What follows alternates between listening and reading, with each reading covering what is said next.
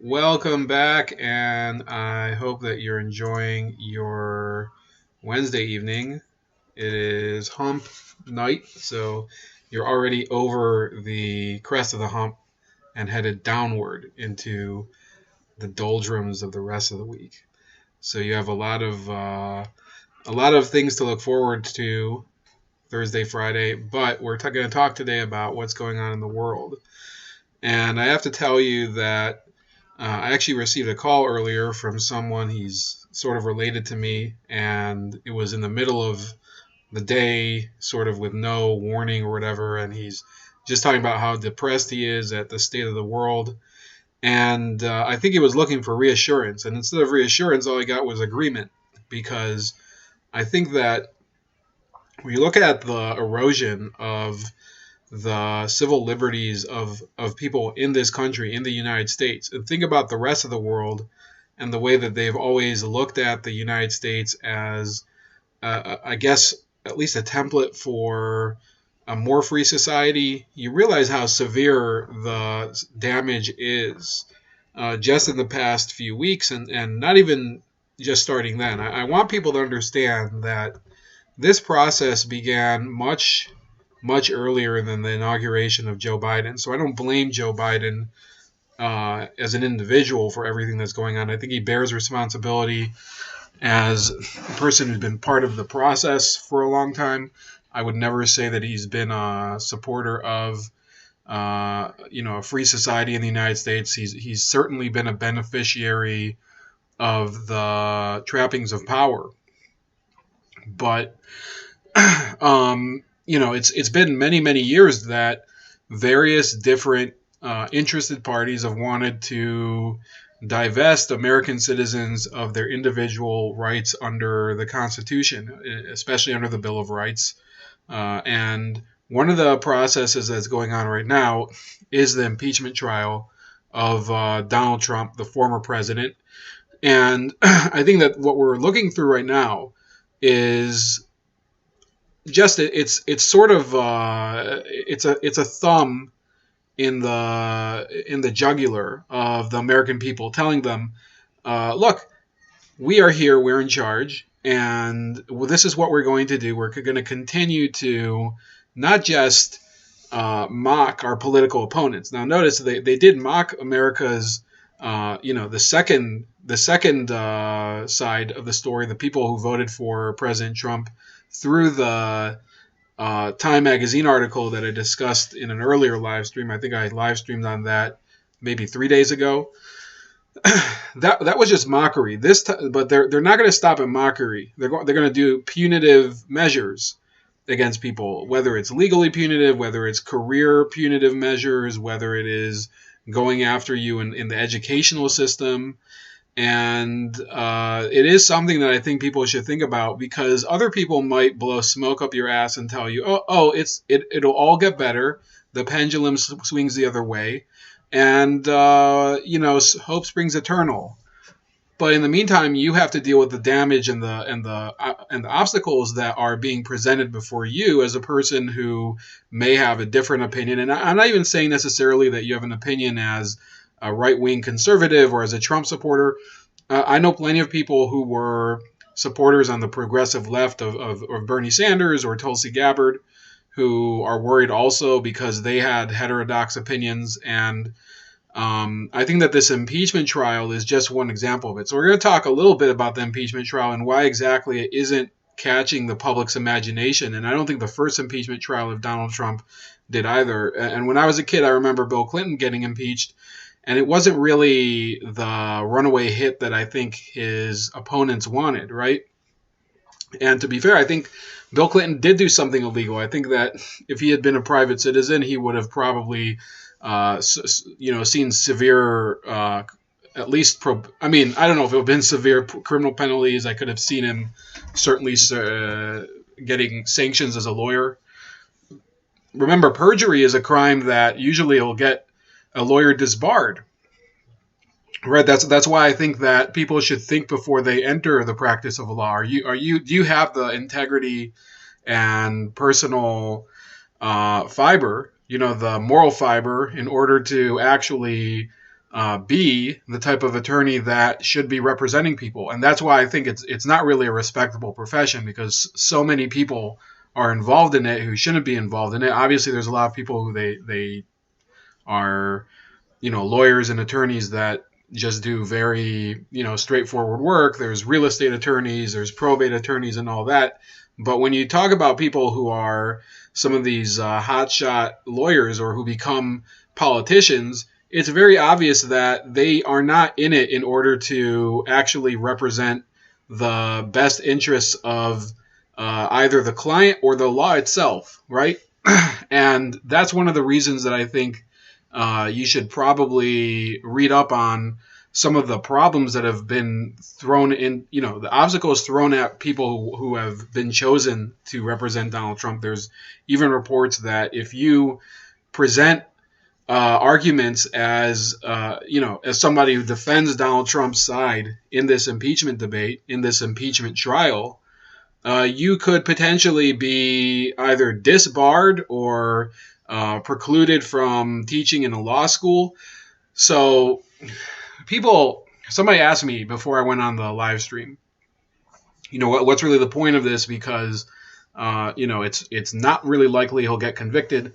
The conviction itself doesn't do much, because the idea is that they may want to prevent Donald Trump from running for office again, from running for president again. I see Ophir is in the chat. He's saying academic agent made me angry. I still don't understand what that's about. Maybe resolve that with him. I barely even know who that is. I think he's somebody who knows Sargon of Akkad.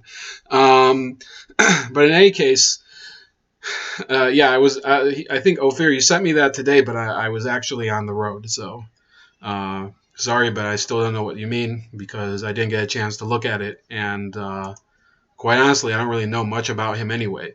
But the idea that we're talking about right now is that so if you're watching on replay, sorry, I might respond to people in the chat. That's why I think I'm still using YouTube at all, because sometimes I want to be able to have people ask me stuff in the chat, because I like the people that watch my channel. I know some of them for several years, including a couple of the people that are in the chat now. And I like to hear back from them, and sometimes they add details that I sort of forget. So in essence, the impeachment trial has failed to capture the public's imagination, because let's face it, Donald Trump came onto the scene as a political figure in 2015. He'd always been sort of this critic, and I think in 2000 he mounted a very short-lived run for president as a Reform Party candidate, but he had been the lightning rod that he became after 2015. And as a result of that run, he became this sort of constant gadfly. The press always realized if they put Trump in a headline, maybe they could get some clicks. And it was an efficient way of generating interest. But, times change.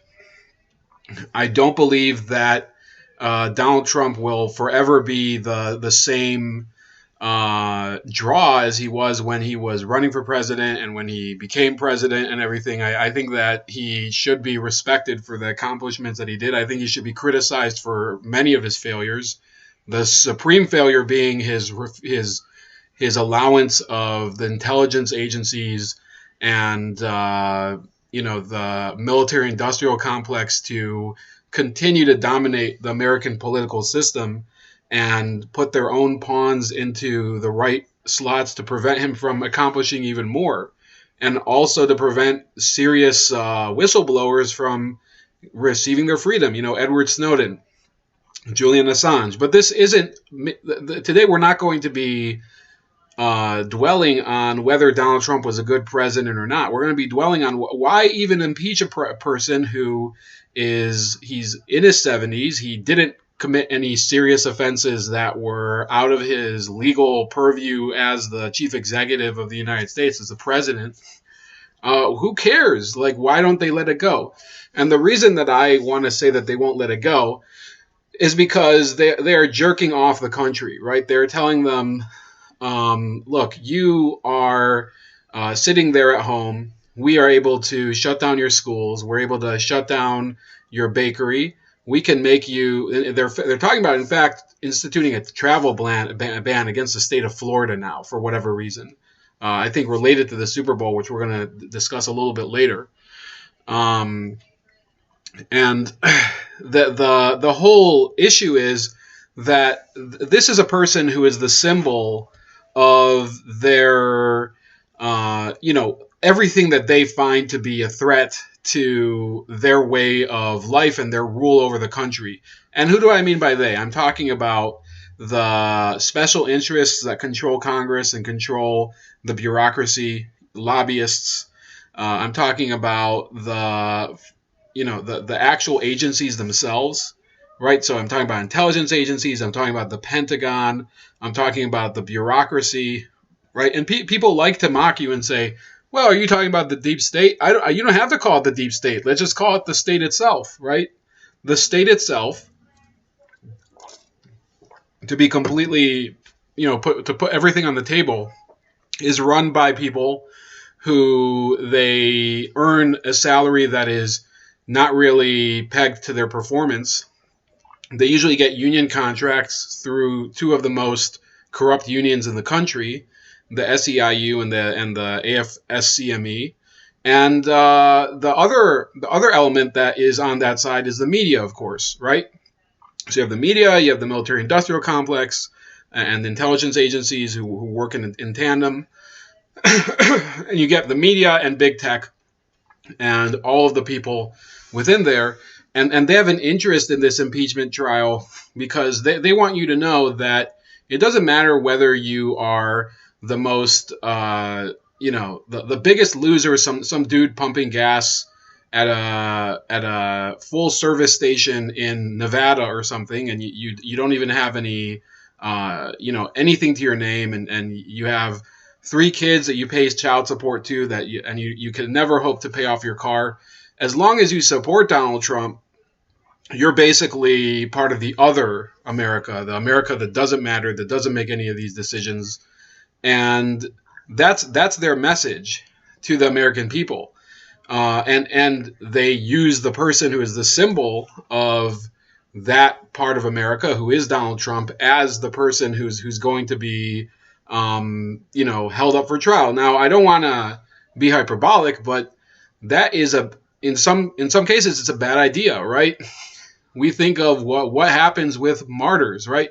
Remember, about 2,021 years ago, there was a certain person from the hills of Galilee who was put on trial and received capital punishment, and they thought, oh, we're going to be done with this certain guy. And it seems nowadays that there's entire holidays and buildings dedicated to this guy, right? So I don't think it's the smartest idea to continually use him as this punching bag, right? Because I think every human being is flawed, but not every human being is flawed to the degree that you have to create this bogus legal process in order to pursue him. And that's why I think that people are not even the least bit interested in this Trump impeachment trial. Even I believe people who aren't necessarily fans of Donald Trump. The people who I think are genuinely supportive of impeachment are often people who think of politics as some sort of pursuit of an ideal, right? And they think that people who hold their opposite worldview they need to be taught through pain and suffering and even through their own cleansing, right? They're cleansing by any means necessary, in this case legal cleansing, that they are wrong and that they stand on the wrong side of history. That's the phrase that's usually used. And I want to remind you, so when there was a previous impeachment, it was a little bit bigger of a deal, right? And this was in 2019. I went to the West Side Market of Cleveland, and I recorded a group of people who were sitting, they were picketing a corner across from the market and calling for impeachment, telling people to honk for impeachment. And I interviewed a woman, I think she was some sort of a legal faculty member, And I asked her a few questions, and we got to really what democracy is, and she sort of contradicted herself a little bit. So let's hear it. 1 second. So, I mean, problem. But if you're saying that, here we go. he doesn't believe in the Constitution and he's not supporting it, and he's basically violating his oath. Okay, but if So she said that he should be impeached because he doesn't believe in the Constitution and he doesn't support it and he's violating his oath. How can you impeach someone based on something that you say that they believe? The president never said he doesn't believe in the Constitution. Obviously, most people would never admit if they were in a position like President of the United States that, oh, I don't really believe in the Constitution. You know, the thing that I swore to serve and protect on my first day in office. So she was making an inference, and based on that inference, she believes that this guy should be impeached. If you're saying that, then do you not believe that it's also a problem when you have politicians right now that are talking about eliminating the Electoral College and altering the Constitution because it's inconvenient for them? I don't think that that's the reason that people want to get rid of the Electoral College. I think if you look at the history of the Electoral College, it was designed primarily in a different era without regard to, I mean, they didn't even really believe in popular votes when they designed it. And I think, people, as democracy matures, it makes sense to have it be a true popular vote rather than an Electoral College. Okay. So this is where I was sort of like, I think people know the way that I argue sometimes. I like to draw sort of a circle and entrap someone in it sometimes. And this is something, you don't have to get in someone's face in order to do it. You simply have to ask them a very simple question.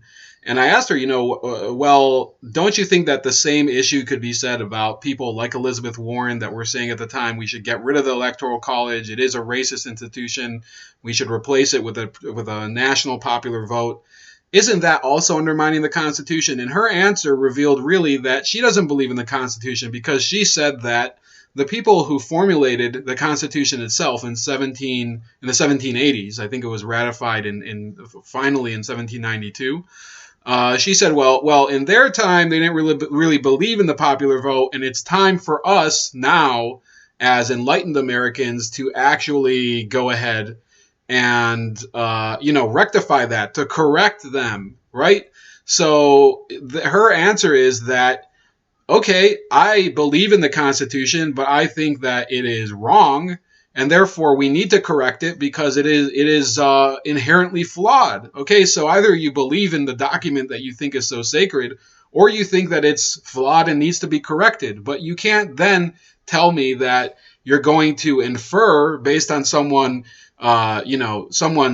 personality that they don't believe in something, despite no actual statement being made, that person should be removed from public office. So then the conversation went on. But you're aware that, for example, in Canada, which is our northern neighbor, Yep. they don't use the popular vote system either. And there was no outcry from Prime Minister Trudeau's opponents when he won last month's election with a minority, and he formed a minority government, even though he got the second. That's a completely different system of government, and to me it doesn't seem like it's really something that we should be modeling ourselves on. It's like we're not going to go back to having a parliamentary system like Britain has either. It's just not how we do it. But you would agree that Canada is considered among the Western democracies and is a full... Sure. I mean, there's lots of different ways to do it, but I just think the Electoral College in particular... So my statement there was, well, how come, so we have a country, our neighbor Canada, that has a system that's virtually, it's almost as if the Electoral College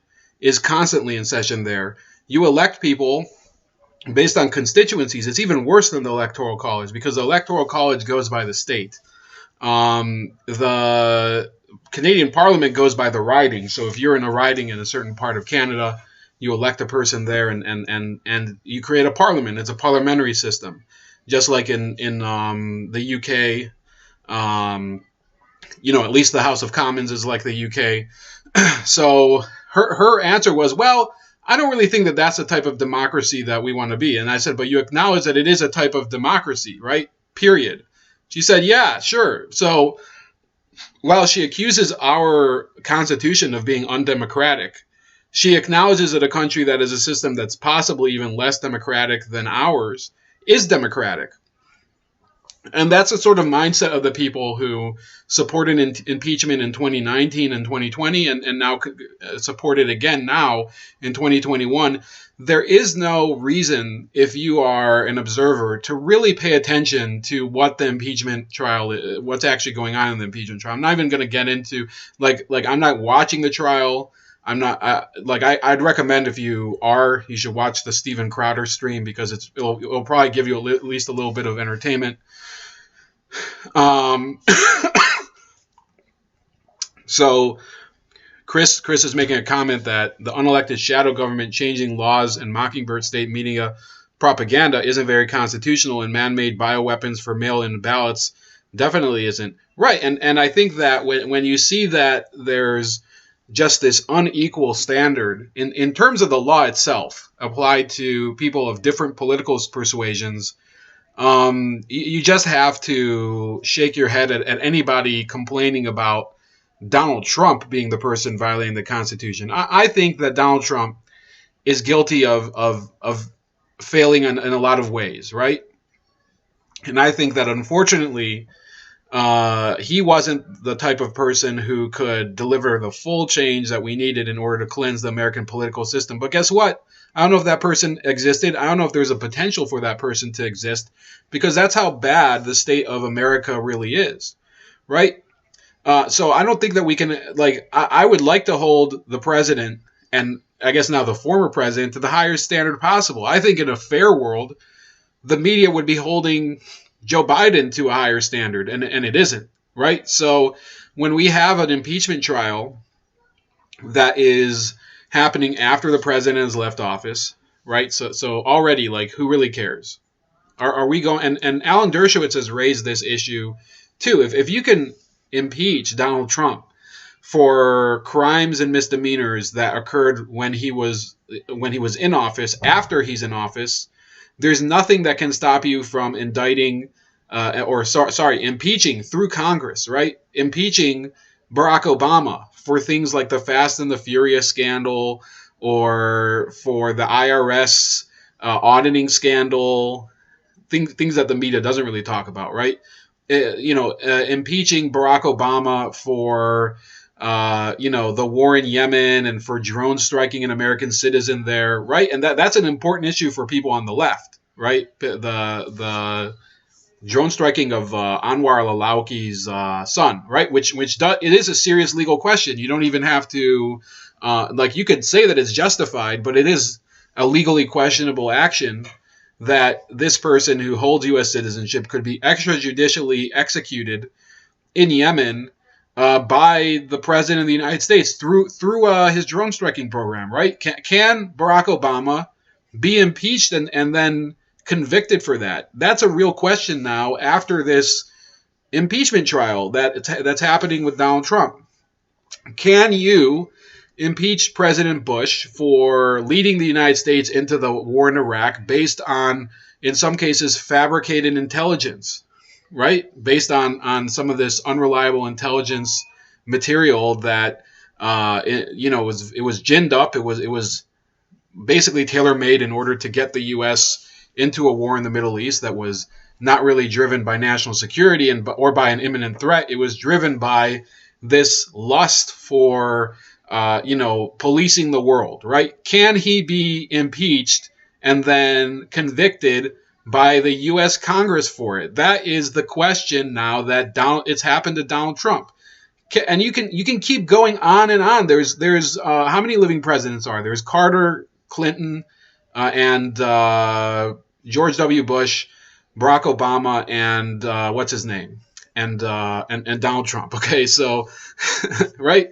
So all those people, they have something to their name. Every president has done something that is legally ambiguous, right? Because the U.S. government is so large and does so many things, and the president he's in charge, but he's not. It's not the way it was back in the 1800s. So what they're opening the door to is for Congress to act as the judicial branch in order to punish former chief executives for things that they deem to be crimes after they leave office, and it doesn't have to actually be a crime. That's one of the real problems here. So, I don't think we have any reason to feel better about it. I don't know if there's going to be a conviction. It's not likely. I said that to the person who called me earlier, that they need 67 votes in the Senate in order to convict him. They don't need 50, or sorry, they don't need 51. They don't need a majority. They need a supermajority, right? And that's not really something that they're going to have an easy time cobbling together, because I don't think that there's enough GOP senators who are going to want to convict President Trump.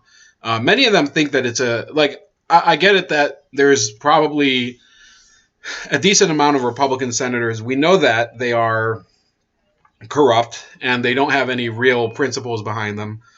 And there's at least 6 that have voted to go ahead with the trial. But there are at least 44 who have said, no, there's no constitutional basis for the trial. So is it possible that during the course of the trial, you could get, 11 GOP senators to suddenly say, you know what, I think suddenly this is constitutional, right? 5 days ago, I didn't think it was constitutional. Now I do think it's constitutional. I think I've had a change of heart. That's the real question here. That's really what the crux of the problem is. And right now I don't see it happening. Another issue that I think should be brought up is that when you have one of the instances that they're talking about here is if there was a tiebreaker and Kamala Harris could vote in the impeachment trial. That's not really going to happen. It looks like there's not going to be a 50-50 split anyway. It looks like it's probably going to be 55 or 56 to 44 in favor of conviction. And that way there's really no need for Kamala Harris to take part. And in any case, let's say it was 50-50 and Kamala Harris came in and voted yes. It wouldn't matter, right? The other issue that's happening is that you have the person presiding over the trial is both a juror and a witness. That's a actual that's a conflict of interest that's very basic in almost every legal system. How can you be called upon to both preside as the impartial judge, supposedly impartial, then be part of the jury, and also have been a witness at the trial? And that's one of the deeper flaws of this trial, is that all 100 of the people who are part of the U.S. Senate were there at the Capitol on January 6th, which is when they alleged that this crime and misdemeanor occurred. And therefore, they're witnesses to this alleged crime, and they're conflicted, right? Would you expect if someone was accused of embezzlement, right? And somebody who had been defrauded by this person was in the jury docket and also giving witness testimony, would you expect that trial to be, what's the word? Would you consider that a just trial? That's the question I'm asking. I don't think it's a just trial. I think that in the U.S. system, I know some of you don't even live in the U.S. I know one of you lives in England. The other one lives in Brazil. But it's sort of not even, it's only in a parallel universe would that be considered a fair trial, where you have one person playing 3 roles in the same trial. And it's definitely a conflict. And one of the reasons that Leahy is presiding over it is because no less than the Chief Justice of the U.S., Justice John Roberts, who is no fan of Trump, and vice versa, they both don't like each other, but John Roberts actually said, well, I don't preside over impeachment trials for people who are not serving presidents, right? So he's not saying, oh, the Senate can't impeach somebody who's not in office anymore. He doesn't make the rules for the Senate, but he knows that in terms of legal validity, it's sort of a joke, right?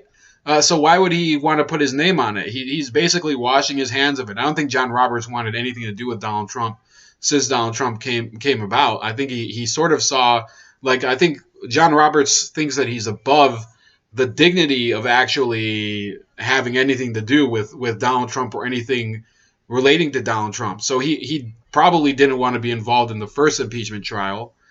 And he also didn't really like Donald Trump as a person, but he had, I guess, the clarity of mind. I don't know if it's a integrity, but the clarity of mind to say, yeah, this isn't really a thing, right? This is. Are you joking?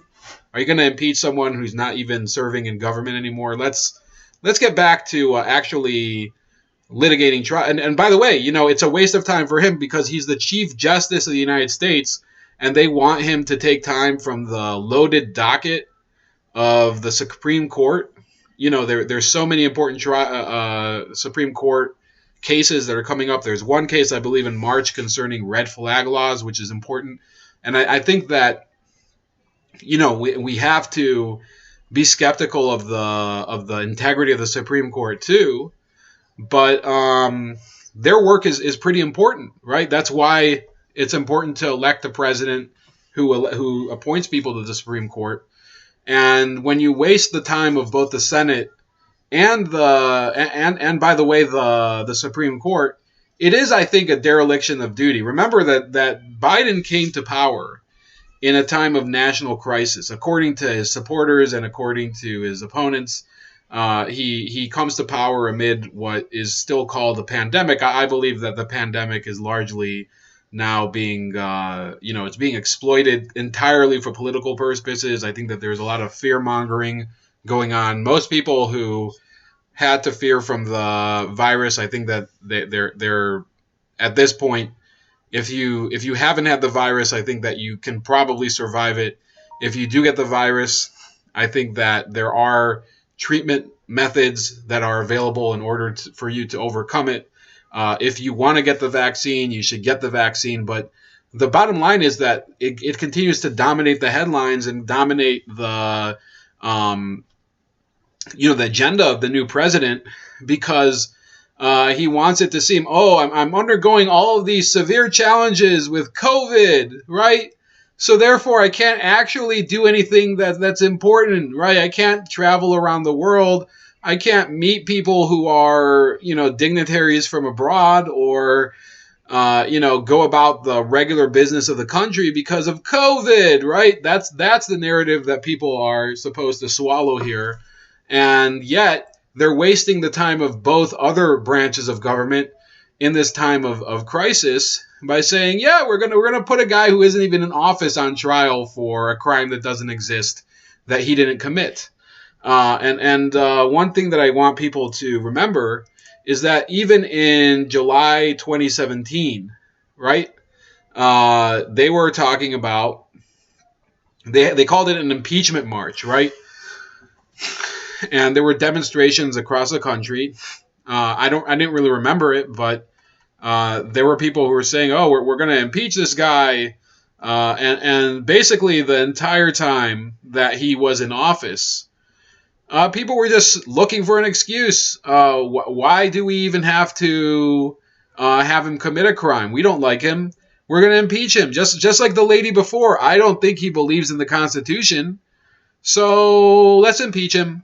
Right? That was her premise, and that's what a lot of these people believe, because they do not actually care about whether the country succeeds or not, whether whether American children are able to go to school or not. And that's a serious issue right now, because the unions are still saying, these schools are super spreader areas, right? They're incubators for the virus, despite all medical science now saying that children are not super spreaders and that it is safe to go to school.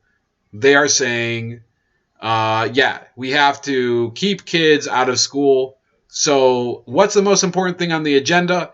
Impeach Donald Trump. It's not to get children back in school. It's not to reopen businesses.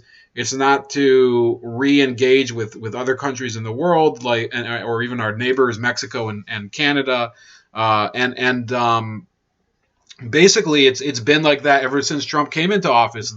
There was never an alternative vision for America. The alternative vision was already whatever the powers that be said, right? Whatever gets their stock portfolio higher, whatever gets the people that they are connected to, their cronies, jobs within the bureaucracy. And you can see that. It's blatant in who is getting appointed to these positions, doing the same things. By the way, I wasn't happy when Donald Trump had his relatives, especially his daughter and his son-in-law, involved in the White House.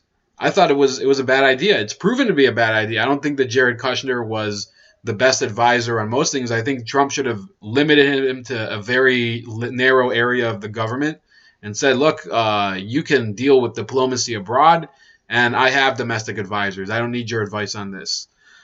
Things like that. And I think that if people would have taken a level-headed view of who he is and what Donald Trump is capable of and what his flaws are, because he had many flaws. Remember when he said people should be thrown in jail for burning the flag? I, along with many other people, said that was a horrible idea. It basically was one of the worst things that Trump ever said. And it was red meat that he threw to his base in order to get them to continue to back him. But it's wrong, because constitutionally in the United States you are allowed to burn the flag. It is part of the same freedom of speech that he's now claiming that he has in order to speak before the Capitol in protest of the election. So you have to be consistent in order to hold a fair standard for any person. And I think that goes for life in general, and I think it goes for the judicial system, which is not really what's happening right now with this impeachment trial. Chris says that, yeah, they've been rioting since Trump's inauguration day. In fact, what Chris is saying, there was the J24 protest. People forget that no matter who was going to be inaugurated on January 21st, 2017, there were going to be riots. However, with Trump in the event, there were riots that were called the J24 protests, or the J21 protests, sorry. And they were damaging, and they were burning limos. They were torching stores. It was one of the first Antifa riots of the Trump era, right? And they'd also rioted previously for other reasons and things like that. And unfortunately, this was never reckoned with, right?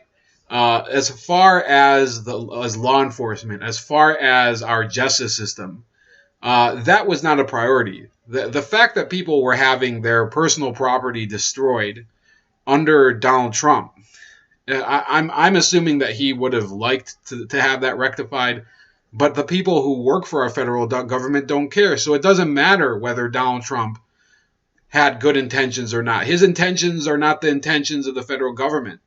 And with that, I think, yeah, he was unfortunately a well-intentioned but failed person.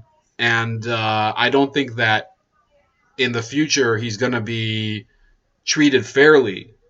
He's going to be either hallowed as this great person by the people who supported him. I supported him. But I supported him because I felt that he had the potential to mitigate harm. A lot of people thought that he would be the salvation of the world. He would be the Messiah, and it's just that's not the case. I don't think that you can look at politics for a Messiah. I think you sort of have to look a little deeper than that. I don't know what to do, but I don't think that real estate mogul / TV host was going to solve all of America's problems, right? So that we have this from author Shmuel Klotzkin from the American Spectator.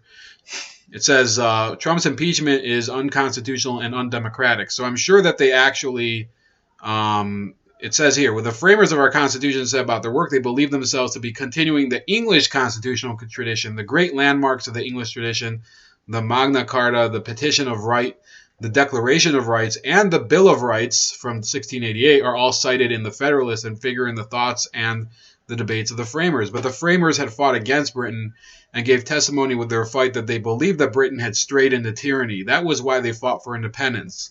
The framers therefore looked at English law traditions with a critical eye. They tried to discern and continued the best of the English law tradition, but they would depart from it where necessary. The institution of impeachment came directly from English law. John Adams cited English precedent from the masterwork on the topic written by the learned lawyer John Selden. As a member of Parliament, Selden had spearheaded the passage of that landmark of liberty, the Petition of Right. As Alexander Hamilton would argue at length in The Federalist, impeachment in the Constitution would be an effective tool of last recourse for the legislative branch to fight abuses of the executive or judicial branches. Yet there are important differences between the British and American versions of impeachment. Impeachment in Britain was used against anyone. Private citizens could be and were hauled before the Commons, impeached, and sent to trial by the Lords. Most often, however, impeachment was used to rein in powerful office holders, though not the monarch.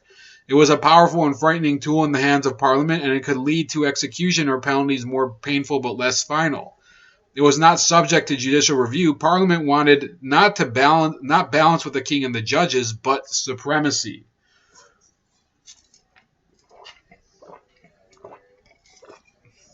Okay, it also says Parliament had other tools of equal ferocity. It made laws criminalizing acts after the fact so that people could be punished for doing things that were legal when they did them. Right? So that actually pertains a little bit to what we're talking about. Parliament also had the power simply to legislate a person's criminality by passing a bill of attainder.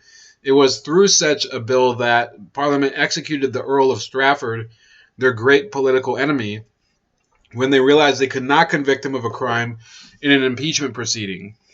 In impeachment, the legislature acts as a court. In attainder, there is no pretense of a judicial proceeding. So a bill of attainder means that Parliament basically...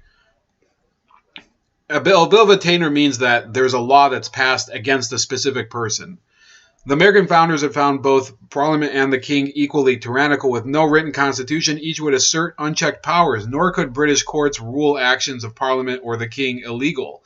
Until only the last few years, Britain did not accept the great principle of American law of judicial constitutional review. Practically speaking, Parliament did not accept any higher authority than itself. The framers thought it dangerous to invest supremacy in any one branch of government. The structure of co-equal branches is the keystone of the constitutional structure of government.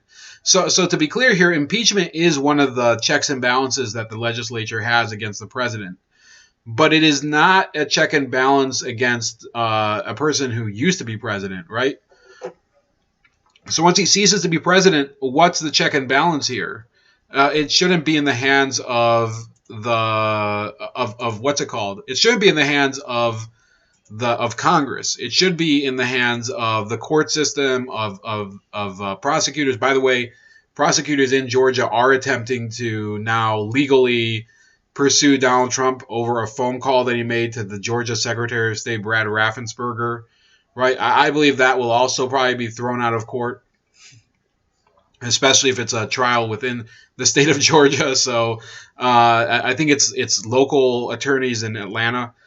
Therefore, the Constitution disallowed all parliamentary powers that deprive citizens of their rights for any reason other than conviction in a court of law before a jury of their peers under known and public laws. As a result, the Constitution specifically withheld from Congress the power to criminalize acts after the fact and to legislate someone to be a criminal by a bill of attainder. The framers retained the power of impeachment, but only in a changed and limited form. What were the changes? The main change is that impeachment is only set out in the Constitution as directed against office holders in the executive and judicial branches.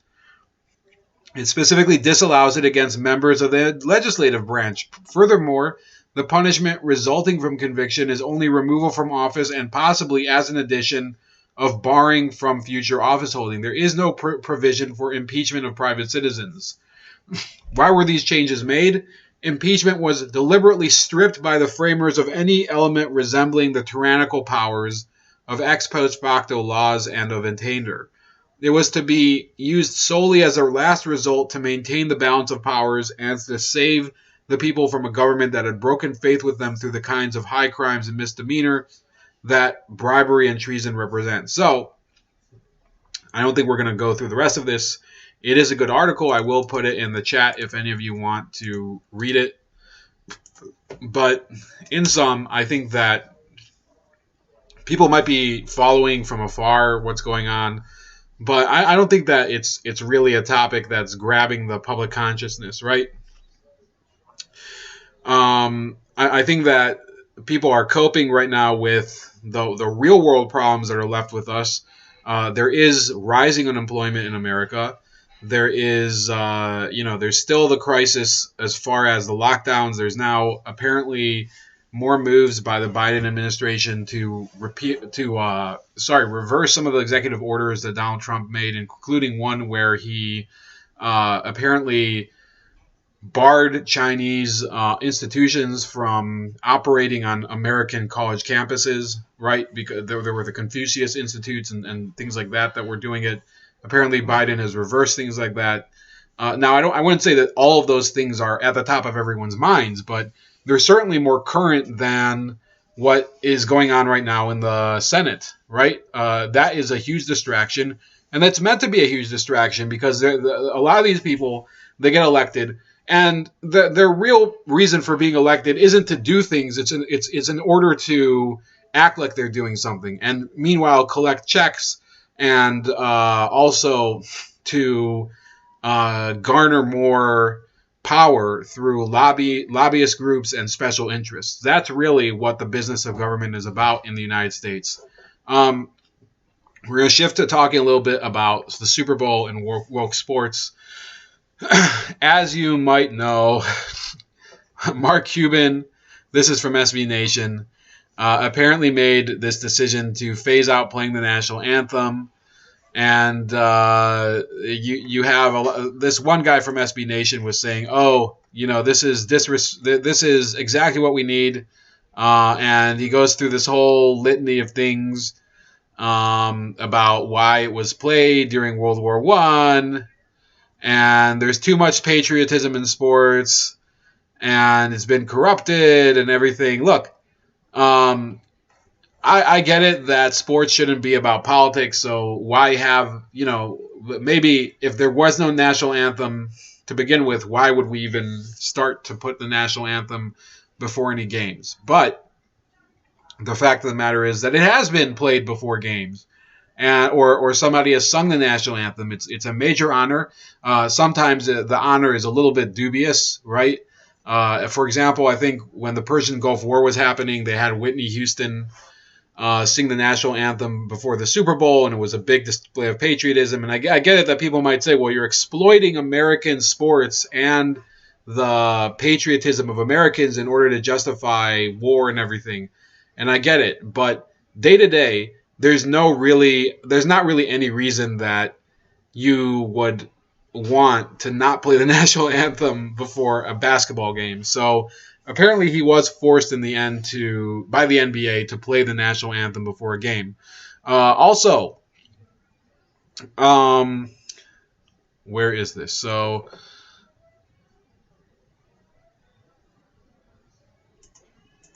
not this one. Ryan Clark, I guess sometime this week, decided to say that, the New England Patriots, or sorry, I'm so used to saying the New England Patriots, but the Tampa Bay Buccaneers won the Super Bowl as a result, get this, of having diversity, right? Having two coordinators. They had a defensive coordinator, Todd Bowles, who was black. They had an offensive coordinator, Byron Leftwich, who was black. They had, I guess, a female assistant coach who was a woman and a female, right? Because let's clarify, you have to be both now. You can't. It's not redundant anymore. So, Ryan Clark made some sort of tweet saying something like that, and then people leaped on Ryan Clark because the fact is, so. Let's be clear here. I think that Todd Bowles, when I watched that game, okay, so I watched the Super Bowl. It was actually a very fun evening. We did a party at my house. My wife actually said, why shouldn't we do a party, right? I was thinking at the time it would be a little bit too much work because I'd done it before, a few years ago, before we were married, before we even knew each other, and I was like, well, why do it, and she said, no, let's do it, right? And we did, and she did a fantastic job. I helped her a little bit, but we had a few friends over, and the evening was enjoyable more because of, the spread that she put together and worked out, more so than the actual game, because the game itself was sort of a blowout. And also, it was peppered with a lot of social justice messaging. So people were talking a lot about the, this commercial with Bruce Springsteen talking about, it's in a Jeep commercial and America needs to get back together. By the way, so Bruce Springsteen has been arrested for DWI in New Jersey. For those of you that live in other states, so DWI and DUI are essentially the same thing. DWI is driving while intoxicated. DUI is driving under the influence of alcohol or a controlled substance. So this guy who was just he was just in the Super Bowl for a big Jeep commercial. He is his ad has been yanked because he just got arrested for drunk driving. And says, so it would be inappropriate for us to comment on the details of a matter we have only read about and we cannot substantiate, said a Jeep spokesperson in a statement. But it's also right that we pause our big game commercial until the actual facts can be established. Its message of community and unity is as relevant as ever, as is the message that drinking and driving can never be condoned. Well, that message was not in the commercial. So, in any case,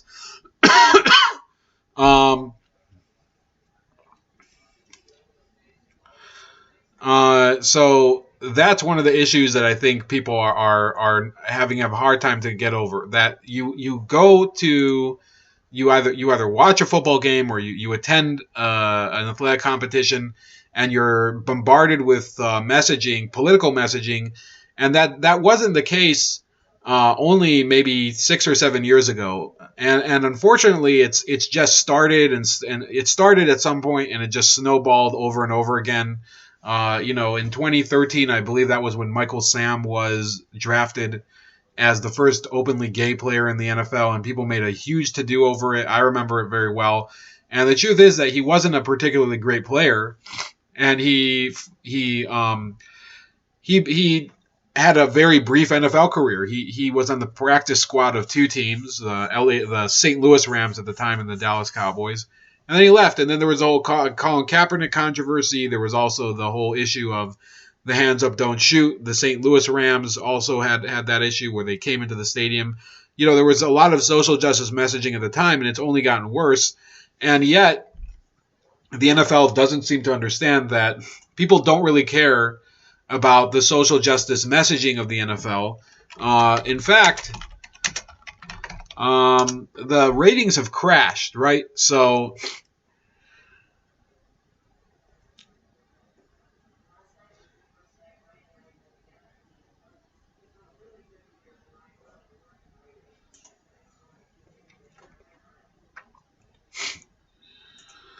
this is from the Washington Post. So let me actually put this on an archive link. So it's not as if this is some fringe issue, right? The Bucs routed the Chiefs earns the worst Super Bowl rating since 1969. So you have to remember, back in 1969, it was a different America, right? And the Super Bowl was not quite the massive event that it is now. And it says even here, in an unusual move, Nielsen delayed unveiling its ratings until Tuesday, prompting speculation that the news wasn't good for the NFL or its advertising partners. The market measurement company eventually announced Super Bowl 55 drew an average TV audience of about 92 million viewers. The game also garnered a 38.2 U.S. household rating and was viewed in an average of 46.2 million homes. So then they bumped it up to 91.6 million. Did they bump it up or bump it down? Oh, it went down to 91.6. Compared with Nielsen figures for every Super Bowl telecast, this year saw a 9.6% decrease from the 101.3 million who watched the game in 2020 and a 19.9% drop from the record audience of 114.4 million in 2015 when the New England Patriots defeated the Seattle Seahawks in a stunning finish. So what's happened between 2015 and 2021 that's led to this audience drop? Well, I remember it was the same quarterback in 2015. It was Tom Brady facing a different opponent, albeit Russell Wilson. But that was an amazing game, and it was an amazing matchup. And the truth is, the biggest difference is that it was all about the matchup. You had Russell Wilson, and you had Tom Brady, and you had people talking about this historic feat that Tom Brady could have, that he would be able to. I believe at the time he would have won his. I think it was his fourth Super Bowl, right? So that was going to be a major accomplishment for him. Since then, he's gone leaps and bounds above it. We're going to get back to Tom Brady in a minute. And that was what the conversation was about. Since then, every single year, it's been about things like this, right? So the Mary Sue published this. The Mary Sue. Pre-Super Bowl reminder, Tom Brady is the height of white privilege. Yet Colin Kaepernick is blacklisted for taking a stand. Let me put this to, so we're not going to, they talk about Brady's friendship with and support of Donald Trump. Let me be clear here. Tom Brady has a very incidental relationship with Donald Trump. He had a MAGA hat in his locker room in 2016, and he ended up winning the Super Bowl that year as usual. And it didn't really matter because he never had any real political statement that he put forward from it. And, you can see basically from this woman here, or whatever, Lyra, she, her, so yes, is a queer Latinx writer who stands badass women in movies, TV shows, and books. She loves crafting toss tones and speculating all over queer media. And when not writing, she's scrolling through TikTok or rebuilding her book collection. And you have all these people commenting, and they're like, unfortunately, Brady's going to stick around because of his status as likely one of the greatest players of the sport of all time. I don't like him, but I'm not going to deny that other. That affords him more privilege than being simply a white dude. Then this other guy answers, as a Dolphins fan, I hate him with the fire of 1,000 exploding suns. But the man is the GOAT in the NFL. And then this other guy responds, all NFL players live a privileged life. They probably worked hard and earned it, and may not have had the privilege of wealth and fame when they were younger, but they all live by a different set of rules now and enjoy tremendous privilege.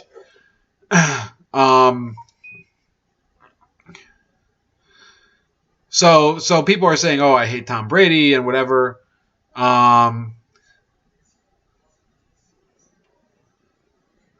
The problem is that people don't understand what actual sports fandom is about, right? And I'm talking about people who don't typically follow it. So they're trying to apply social justice messages to something that has nothing to do with justice or social values, right? Sports and social values are not as intertwined as people would like them to be, right? There have always been athletes who have had very, very bad characters to them. Remember Ty Cobb, for example. If you're a baseball fan, was a very vicious person, if I can put it that way.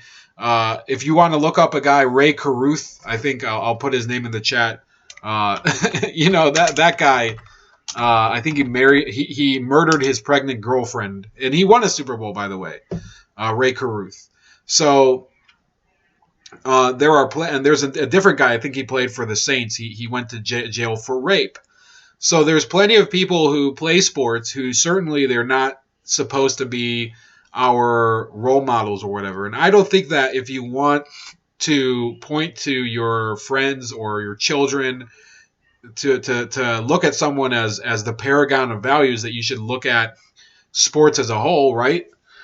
But the truth is that when you see all these people coming after Tom Brady, let me go back to Ryan Clark. Ryan Clark basically said, and I don't have the tweet up, but he said this. He said that the success of the Buccaneers was because they had two black coordinators and a female assistant, and therefore it was the diversity. No. And in fact, you can go, this is from 2013. Ryan Clark calls Tom Brady the greatest living American, says he's the toughest quarterback to face. And I think this was at some point, I think it might have been after Brady defeated the Pittsburgh Steelers in the playoffs and Ryan Clark was playing for them. Ryan Clark should have just stayed the way he was back then. He shouldn't have adapted to this modern view of sports that the media and academia and big tech has adapted to, where we have to look at sports through the prism of what the rest of society is doing. He should have gone with the perception that he had as somebody who was on the field facing Tom Brady and said, look, this is a guy who is the paragon of everything that you want on the field as a player who's representing your team. He doesn't get into trouble off the field, and he always seems to have this competitive desire no matter how poorly of a position his team is in. Remember, the Patriots won a Super Bowl when they were down 28-3 in the third quarter. That was a few years later. It was in 2017 against the Falcons, right? This is a guy, Tom Brady. He doesn't care whether he's slightly injured. He doesn't care whether he has a lot of teammates who are injured. He doesn't care if he's had teammates who have been arrested, right? He does not care. He is about winning the game. And that's why people admire him. And just like one of the commenters said, you can hate Tom Brady all you want, but the fact is that he is the greatest football player of all time at this point. He might be the greatest team athlete in American history at this point, winning 7 Super Bowls, having 10 Super Bowl appearances total, and winning the Super Bowl at the age of 40, is it 42 or 43, after going to a brand new team. So no, I would say, Ryan Clark, shut up. It was Tom Brady who won the Super Bowl. It was, by the way, he brought a lot of help, and it wouldn't have come it would not have come without him. Rob Gronkowski caught 2 touchdowns in that Super Bowl. Rob Gronkowski came out of retirement to play for the Buccaneers because Tom Brady came out of retirement. Tom Brady moved over to the Buccaneers after playing his entire career in New England, right? Antonio Brown came to the Buccaneers because Tom Brady said, yeah, I'll take Antonio Brown as a teammate. I'll give him another chance after he completely flaked out in New England. So those of you that are saying, you don't attribute the main credit to Tom Brady, I think you do. I think you have to acknowledge the credit to the defense that played well on Sunday. But I think that one of the reasons that they're there at all, the main reason, is because of Tom Brady. And in fact, you've seen people saying, Colin Kaepernick trends with 165,000 tweets after the Super Bowl. Jason Whitlock said Brady wins his 7th Super Bowl and there are more than 165,000 tweets about Colin Kaepernick. Could there be any more proof that Twitter is rigged? What percentage of America woke up this morning thinking about Cap? And I have to agree that people are obsessed with this guy, Colin Kaepernick. He's starting a special purpose acquisition company. So he's basically becoming what's called a woke capitalist. He's going to be making money with basically marketing himself as this woke entrepreneur, right? And we don't know what he's going to be doing, but it's going to be mainly promoting his agenda, but also promoting his profits. And people are letting him do it because they're gullible morons. You have a mural featuring Colin Kaepernick unveiled in Tampa on February 3rd ahead of the Super Bowl, right? You have these children, right? These black children. So it's in Tampa. It was sponsored by Ben & Jerry's ahead of the Super Bowl in Old West Tampa, a historically black neighborhood. So the bottom line here is that sports is no longer about performance in the minds of many of these people. It is about their values. It's not about the values of the sport. It's not about the values of America. It is about their values. And I could tell you, a lot of people are not adapting to it. That's why the ratings are down. As a kid, I remember I didn't like Greg Maddux. I liked Greg Maddux. I thought he was a great pitcher. But I hated it that he played for the Braves and he would just beat any team that he played, right? He would just get Cy Young awards all the time, and he was an amazing pitcher. Same thing. I hated, watching hockey. I didn't like the Detroit Red Wings, and Sergei Fedorov and Steve Yzerman would just, they were unstoppable, right? you have athletes that you don't really like because they play for opposite teams, but you acknowledge their, that they are accomplished, right? Michael Jordan. When I was a huge Dallas Cowboys fan as a kid. So Steve Young, I hated the guy, and it has nothing to do with race, by the way. When Randy Moss, I was thinking about this earlier. Randy Moss came into the NFL. He had a chip on his shoulder. He hated the Dallas Cowboys because they didn't draft him. He played for the Minnesota Vikings. He came into the game as a rookie, destroyed the Cowboys. I think there was 3 or 4 touchdowns, and they were like long touchdowns in his first appearance against the Cowboys. And not a single Cowboys fan complained about Randy Moss being this, you're such a mean guy. Why do you have to do this to us? What's the deal? Can't you be nice? What about social justice? Because you know that it is about winning the game. You play to win the game, as Herman Edwards said. He was a coach for, I think he's now coaching for Arizona State in college, but he was a coach for the New York Jets. People have to return to the notion that when you watch a sporting event, you're watching the competition.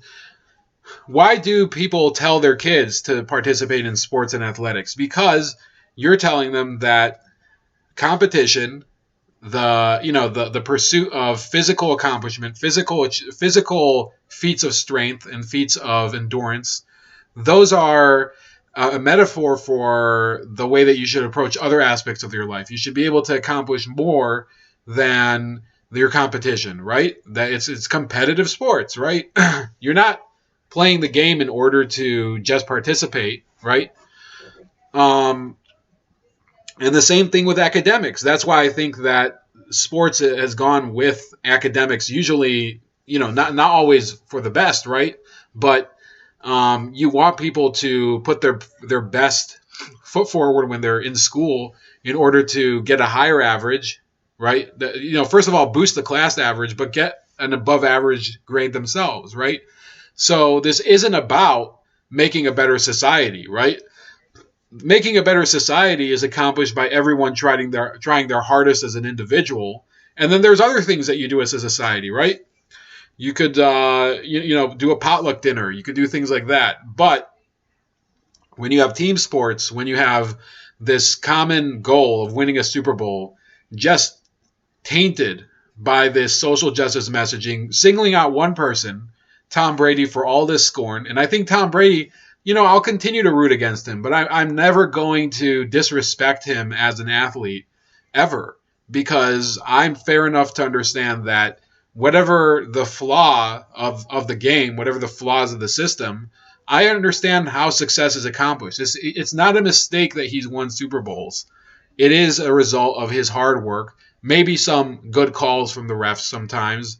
Maybe, there were the Deflategate scandals, but when he continues to win again and again and in different ways, you can't make excuses and say, oh, it's because of cheating, it's because he's a white privileged male, it's because of his wealth or whatever. No, that's not how you win a Super Bowl.